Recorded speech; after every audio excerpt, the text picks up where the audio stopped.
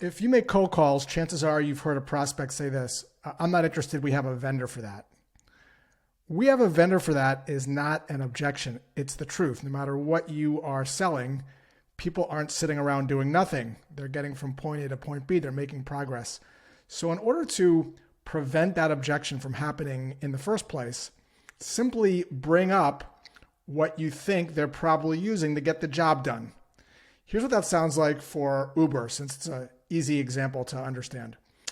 Hey, John, when you are getting around Chicago, when you have to go somewhere where you can't walk, are you taking a cab, a bus, or relying on the train?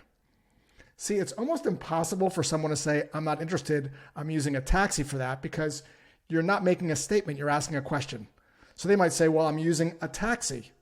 And then you can simply say this: what do you do during those times when it's rush hour or 5 or 6 o'clock and you got to get downtown, but you can't get a cab? You're asking a neutral question related to a potential problem without having an agenda. And then they might scratch their head for a second and say, I'm not sure, I guess I try to just get a cab. And then you can simply say, oh, you've probably heard of Uber.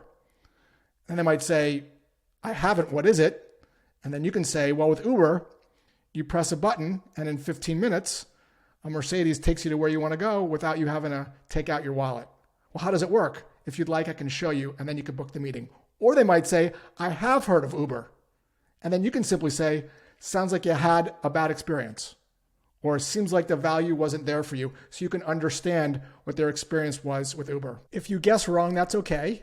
Prospects will correct you because people love correcting others, but they don't like being corrected. It's not your job to fill your prospect's head with information. Your job is to draw it out. Turn your statements into questions.